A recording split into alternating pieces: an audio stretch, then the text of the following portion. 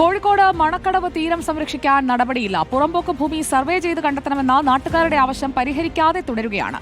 Tourism പദ്ധതികൾക്ക് അനുയോജ്യമായ ഭൂമിയിലെ തർക്കം തീർക്കാൻ ഇടപെടൽ വേണമെന്നാണ് ആവശ്യം.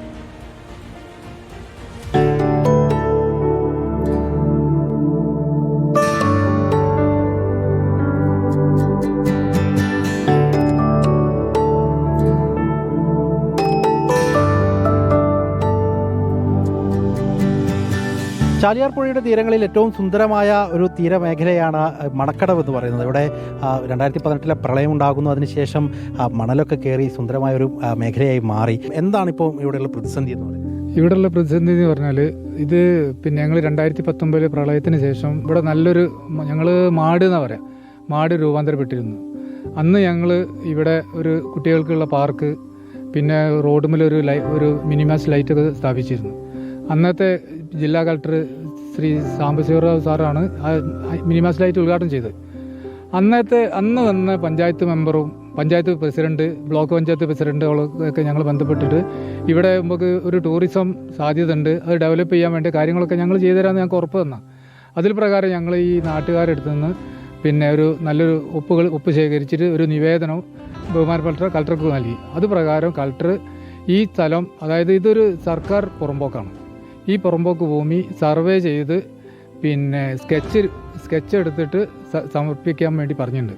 അത് പ്രകാരം വന്ന, അതായത് പിന്നെ താലൂക്ക് സർവേയർ ടീം ഇവിടെ വന്നിട്ട് പിന്നെ ഇവിടെ ഈ പുറമ്പോക്കിന് ഇവിടുത്തെ സ്വകാര്യ വ്യക്തികൾ കേസ് കൊടുത്തിട്ടുണ്ട്.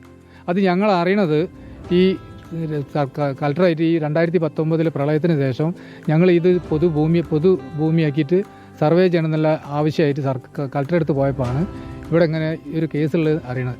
ഇപ്പം തിരിച്ച് കിട്ടുകയാണെങ്കിൽ, അതായത് ഇപ്പം ഈ കേസും കാര്യങ്ങളൊക്കെ കഴിഞ്ഞിട്ട് പുറമ്പോക്കാണെന്നുള്ള പൂർണ്ണബോധ്യത്തിലേക്ക് എത്തിക്കഴിഞ്ഞാൽ ഈ നാടിനെ മുഖച്ചായ എങ്ങനെയായിരിക്കും ഒരു മാറ്റം? തീർച്ചയായിട്ടും ഇവിടെ ഈ നാടിലെ മുഴുവൻ ആളുകളും ഈ പ്രദേശത്ത് വന്നിരിക്കുകയും ഇവിടെ വലിയൊരു ഒരു സാഹോദര്യത്തിൻ്റെ ഒരു മാതൃക തീർക്കുന്ന നാട് കൂടിയാണ് ഈ മണക്കടവ്. ഇതിലിപ്പം 3 തവണയാണ് ഇതുമായി ബന്ധപ്പെട്ട സർവേ എന്നുള്ള തരത്തിലേക്ക് കാര്യങ്ങൾ പോയത്. പക്ഷേ അതിൻ്റെ ആത്യന്തിക ഫലം എവിടേക്കും എത്തിയില്ല എന്നുള്ളതാണ്. ഇനിയിപ്പോൾ ഇതിൻ്റെ സർവേ ഒന്നുകൂടി നടത്തണം എന്നുള്ളതാണ് നിങ്ങളുടെ ആവശ്യമല്ലേ? ആ സർവേ നടന്നു കഴിഞ്ഞാലേ ബാക്കി കാര്യങ്ങൾ മുന്നോട്ട്.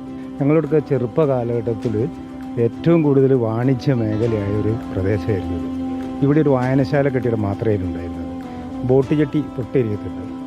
ആ സമയത്തൊന്നും ഇവരെ പൂർവികർ ഇങ്ങനെയൊരു അവകാശവാദം ഉന്നയിച്ചിട്ടില്ല. അപ്പോൾ അതൊക്കെ ഒരുപാട് വാണിജ്യ വ്യവസായ കേന്ദ്രമായി വളരേണ്ട ഒരു പ്രദേശം ഈ പഞ്ചായത്തിൻ്റെ അനാസ്ഥ കാരണം ഇന്ന് ഈ രീതിയിലായതാണ്. അതായത് ഒരു ടൂറിസം ഹബ്ബ് എന്നുള്ള നിലയ്ക്ക് ഈ നാടിന് ഗുണകരമാകുന്ന ഒരു പദ്ധതിയിലേക്ക് മാറ്റാൻ കഴിഞ്ഞില്ല എങ്കിൽ അത് ഈ നാടിനോട് ചെയ്യുന്ന വലിയ ക്രൂരതയാകും, ചതിയാകുമെന്ന കാര്യത്തിൽ തർക്കവുമില്ല.